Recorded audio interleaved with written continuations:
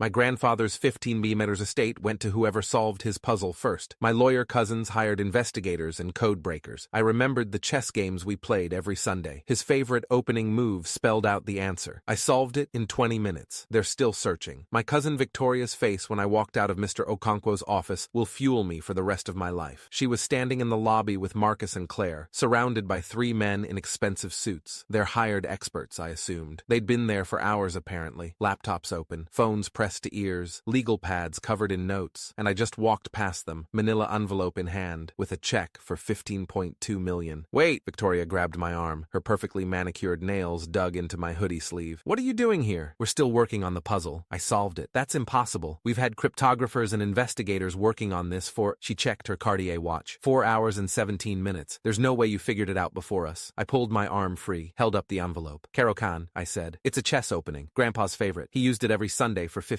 years. The color drained from her face. How could you possibly? Because I was there. Every Sunday. While you 3 were too busy building your careers to visit your own grandfather. Marcus stepped forward. 6'2", senior partner at his firm. The kind of man who intimidated people for a living. This is fraud. You must have had inside information. There's no way. The inside information was called showing up. I looked at all 3 of them. These cousins who'd spent every family gathering bragging about their salaries, their cases, their connections, who'd looked at me like I was a disappointment because I worked at a bookstore instead of a law firm, who'd treated Grandpa like an obligation to be scheduled around rather than a person to be loved. You could have solved this in 20 minutes, I said, if you'd ever bothered to play a single game of chess with him. I walked out into the afternoon sun. Behind me, I heard Victoria's voice crack. This isn't over. She was right about that. It was just beginning. My name is Maya Rodriguez, 26 years old, part-time employee at Lighthouse Books on 5th Street, full-time disappointment to my extended family. At least, that's what they thought. My grandfather, Eduardo Rodriguez, built his fortune from nothing. Immigrant from the Philippines. Arrived in California in 1962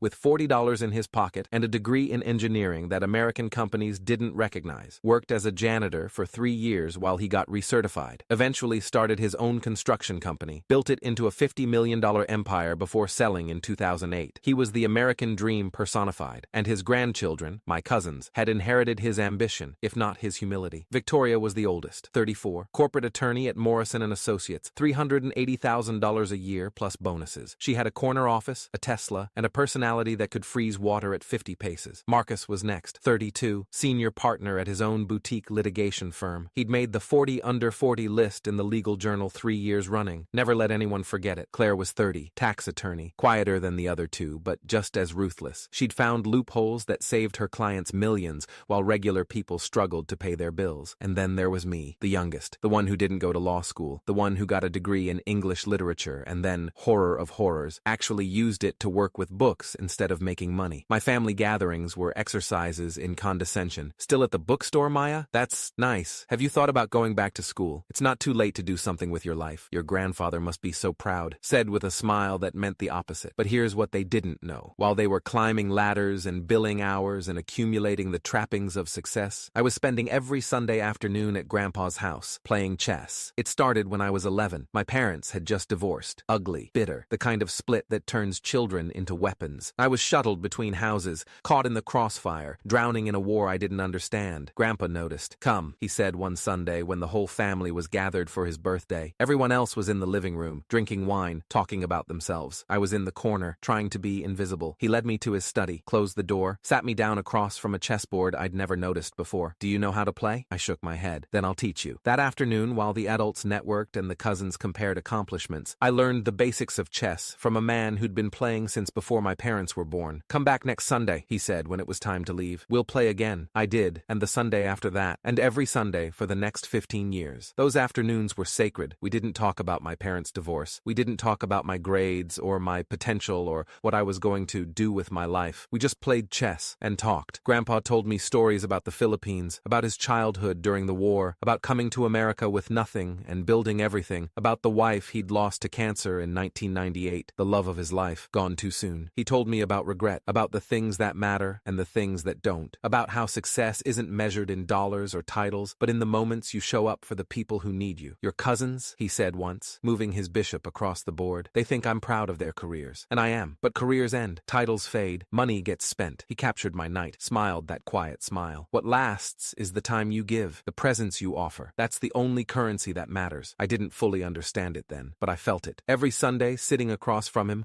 I felt it. Grandpa had a routine. Every game, he opened the same way. Pawn to c6, then pawn to d5, building a defensive structure that protected his king while controlling the center of the board. The Caro-Kann defense, he told me when I was 12, named after two players from the 1800s, Caro and Kann. They developed it together. Why do you always use it? Because defense begins with the first move. He moved his pieces with practiced ease. In chess, in business, in life, if you protect what matters first, you can survive anything. He never said the name during our games after that, never announced his opening, just made the moves, and I learned to recognize them. Pawn to c6, pawn to d5, the Caro-Kann, every Sunday. For 15 years, it became our language, a conversation without words. Grandpa died on a Thursday in October. I got the call at work. Heart attack. Quick, they said. He didn't suffer. I closed the bookstore early, drove to his house, sat in the study where we'd played 1,000 games and cried until I couldn't breathe. The funeral was Saturday, standing room only. Grandpa had touched hundreds of lives over his 91 years. Former employees, business partners, neighbors, friends, and family. Victoria flew in from a conference in New York. Marcus rescheduled 3 depositions. Claire took her first vacation day in 2 years. They stood in the front row, faces appropriately somber, accepting condolences like they were collecting business cards. He was such an inspiration. We'll miss him terribly. He built such an amazing legacy. I stood in the back, watched them perform, wondered when they'd last actually spoken to him. The last time Victoria visited was Thanksgiving 2 years ago. She stayed for 45 minutes and spent most of it on her phone. Marcus hadn't been to Grandpa's house since 2019. He always had conflicts, work dinners, client emergencies, important things. Claire called on birthdays. That was it. But they were family. They deserved to grieve, even if they hadn't earned it. The will reading was 2 weeks later. Mr. Emmanuel Okonkwo, Grandpa's attorney for 30 years, gathered us in his conference room on the 14th floor of a downtown high-rise. Wood paneling, leather chairs, the kind of space designed to make serious things feel appropriately serious. Victoria showed up first, power suit, heels, legal pad for taking notes. Marcus and Claire arrived together, equally dressed for battle. I walked in wearing jeans and my bookstore hoodie, the one with the coffee stain on the sleeve I could never quite get out. Victoria's eyebrow twitched, the only acknowledgement I got. "Thank you all for coming," Mr. Okonkwo said. 72 years old, 38 years of practice, specializing in estate law. He'd known Grandpa longer than any of us had been alive. As you know, Eduardo's estate is substantial, approximately $15.2 million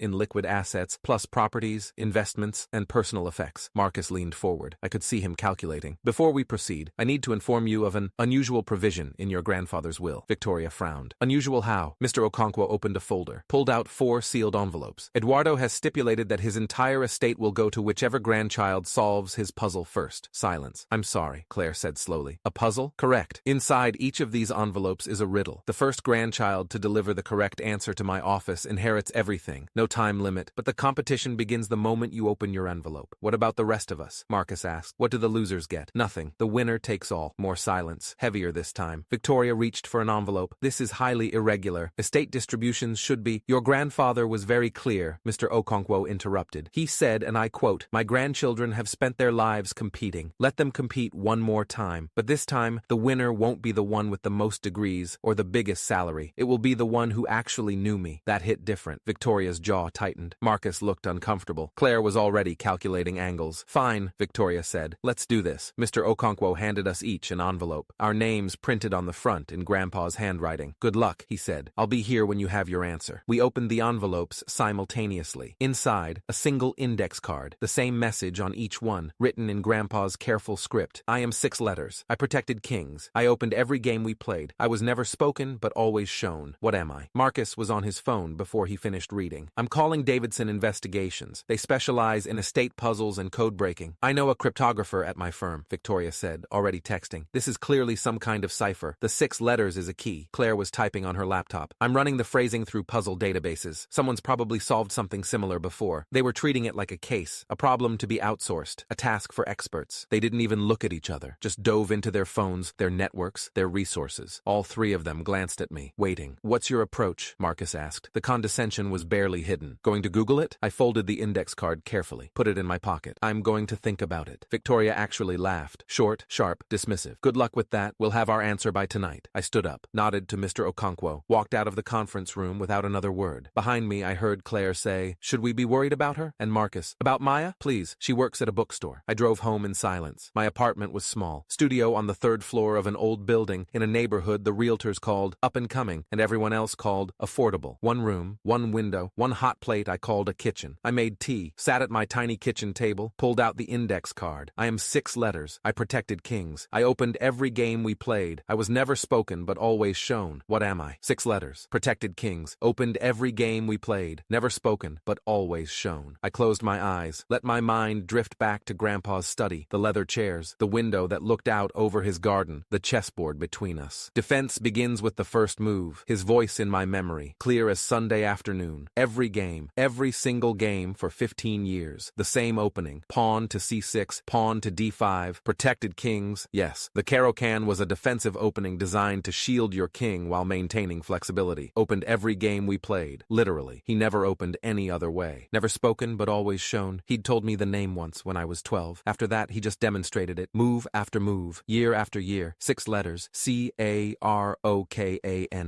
Wait, that was 8 letters. I frowned. Counted again. C-A-R-O-K-A-N-N. 8. But the riddle said 6. I thought harder. Grandpa was precise. Every word mattered. Then it hit me. The opening wasn't Caro-Kann. Not to him. It was the move. The first move. The one that started the defense. C6. No, that was only 2 characters. I grabbed a pen. Started writing. The defense. The name. What was the core? Caro-Kann. No. Wait, maybe it was simpler than that. I was overthinking it. Grandpa hated overthinking. The best moves are the simplest ones, he always said. Don't complicate what doesn't need to be complicated. The answer wasn't cryptographic. It wasn't a code. It was just a name. Caro-Kann. 6 characters if you counted the hyphen. But that wasn't right either. I sat back, took a breath, let the puzzle breathe. Never spoken, but always shown. He never said the name during our games, just made the moves. The moves told the story. What if the answer wasn't the name of the opening? What if it was something else? I thought about everything Grandpa taught me. Every lesson, every aphorism. Defense begins with the first move. Protect what matters first. The Caro-Kann is patient. It doesn't attack. It waits. It builds. It endures. Endures. Wait. He used that word a lot. About the opening. About life. About love. Endure the hard times. Build your foundation. The attack will come, but if you've defended properly, you'll survive. Endure. 6 letters. No, that wasn't a chess opening. I was overcomplicating this. Going down rabbit holes. Doing exactly what my cousins were probably doing right now. Treating it like a puzzle to be decoded rather than a message from someone who loved me. I looked at the card again. I am 6 letters. I protected kings. I opened every game we played. I was never spoken, but always shown. The answer had to be something Grandpa and I shared. Something from our Sundays. Something personal. I opened every game we played. The opening, the defense, the move, Caro-Kann. No, defend, 6 letters. But that wasn't the name. I was going in circles. Then I remembered something. Grandpa didn't call it the Caro-Kann most of the time. He had his own name for it. A nickname he used when teaching me. This is my shield, he'd said when I was 11. Every king needs a shield. This opening is mine. Shield. 6 letters. But that wasn't right either. Too generic. Mr. Okonkwo would need something more specific. I stood up, paced my tiny apartment, looked at the chessboard on my bookshelf, the one Grandpa gave me when I turned 10. The pieces were still arranged in our last game, the one we'd played 3 weeks before he died. I couldn't bring myself to reset it. His queen was positioned aggressively. My king was trapped in the corner. He'd been about to checkmate me. He always won, except the times he let me win, which I could always tell. I stared at the board, and then I saw it. His opening position. The pawns at c6 and d5. The classic Caro-Kann structure. 6 letters. Caro-Kann. Wait, Caro-Kann. If you removed the hyphen, if you combined the names. Caro-Kann. 7 letters. No, but what if you didn't use both names? What if you just used one? Caro. 4 letters. Can. 4 letters. Neither worked. I sat back down, pulled out my phone, searched Caro-Kann defense 6 letters. Nothing helpful. Searched Caro-Kann variations. A Wikipedia article. Different lines, different names. And then I saw it. One of the main variations was called the classical variation. Clask. No. Another was called the advance variation. Advance. No. Then Karpov variation. Karpov. 6 letters. But that wasn't Grandpa's style. He didn't play the Karpov variation. He played the classical line. I kept reading, and then I found it. The defense itself. The core structure. The technical name for the pawn formation. Caro formation. Caro form. No. I was losing my mind. I set down the phone, picked up the index card. I was never spoken but always shown. He never spoke the name. But he always showed the move. The first move of the Caro-Kann defense is c6. Pawn to c6. c6. 2 characters. But what if Grandpa wrote it differently? In some notation systems, c6 is written as pc6, or just c6. But there was another way to write it. An older way. Descriptive notation. In descriptive notation, the move would be written as, I grabbed my phone again, searched Caro-Kann descriptive notation, PQB3. No, still not 6 letters.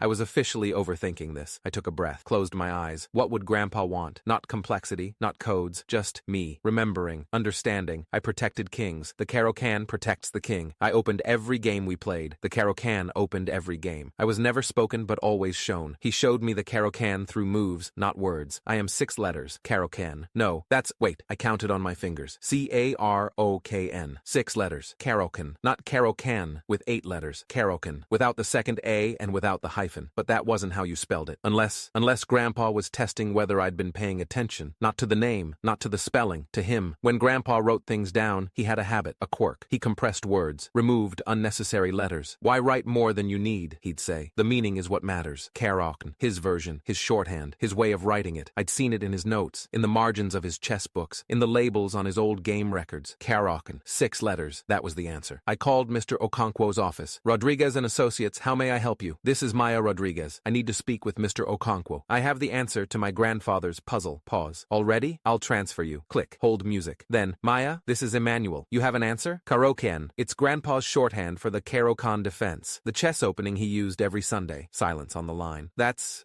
correct. How did you know? We played chess together for 15 years. It was his favorite opening. He taught me when I was 11. We must have played 1,000 games, and he always started the same way. More silence. When Mr. Okonkwo spoke again, his voice was thick with emotion. Your grandfather told me when he drafted this provision that you would figure it out. He said you were the only one who would understand. I felt tears prick my eyes. He also left a separate letter for you, not part of the will, just for you. Can you come to my office tomorrow to sign the papers and collect it? Yes, of course. Maya, congratulations. Your grandfather was very proud of you. He told me that often. I hung up, sat in my tiny apartment, and cried. The confrontation with my cousins happened 2 days later. Word had gotten out that the puzzle was solved. Mr. Okonkwo's office had notified all parties as required. Victoria, Marcus, and Claire demanded a meeting. We gathered in Mr. Okonkwo's conference room. Same wood paneling, same leather chairs, very different energy. Victoria was furious. Her composure, usually unshakable, was cracking at the edges. This is ridiculous. She must have had inside information. There's no way a bookstore employee solved a puzzle that 3 attorneys and their experts couldn't figure out. The puzzle required knowledge of your grandfather, Mr. Okonkwo said calmly. Maya had that knowledge. You did not. That's discriminatory, Marcus jumped in. The puzzle was designed to favor her specifically. No, the puzzle was designed to favor whoever knew Eduardo best. That happens to be Maya. We're contesting this, Claire said, on grounds of undue influence. Clearly our grandfather wasn't in his right mind when— I'm going to stop you right there. Mr. Okonkwo's voice went cold, professional cold, the kind that reminded you he'd been practicing law since before any of us were born. Your grandfather was evaluated by 3 independent physicians before drafting this will. Dr. Patricia Mensah, geriatric specialist, 22 years of practice. Dr. James Oyalaran, neurologist, 18 years. Dr. Sarah Adeyemi, psychiatrist, 24 years. All 3 certified that Eduardo was of sound mind and fully competent. He pulled out a folder. I also have signed affidavits from his caretaker, his housekeeper, and his longtime friend Walter Chen, all attesting to his mental clarity in the months before his death. Any challenge to his competency will fail. Victoria's jaw tightened. Then we'll challenge the puzzle itself. It was arbitrary, unfair. The puzzle was a test of relationship, not intelligence. Your grandfather wanted his estate to go to the grandchild who actually knew him, the one who spent time with him, the one who listened to his stories and learned his passions and showed up when it wasn't convenient. Mr. Okonkwo looked at each of my cousins in turn. You 3 are successful attorneys. You have degrees from excellent schools and careers that would make anyone proud. But in 15 years, how many times did any of you play chess with your grandfather? Silence. How many times did you visit just to visit? Not for holidays, not for obligation, just because you wanted to see him? More silence. Maya came every Sunday, rain or shine, for 15 years. She knew Eduardo in a way none of you bothered to learn, and now she's inherited his estate. He closed the folder. You're welcome to contest, but I should warn you, Eduardo anticipated this. He left a video statement explaining his reasoning. If you force me to play it in court, it won't reflect well on any of you. Victoria stood up. Her face was red, with barely suppressed rage. This isn't over, Maya. I looked at her. This cousin who'd spent years looking down on me, who'd treated me like a disappointment, who'd never once asked about my life, my dreams, my relationship with the grandfather we shared. Yes, it is, I said quietly. You just don't know it yet. The video was Grandpa's final gift. Mr. Okonkwo played it for me privately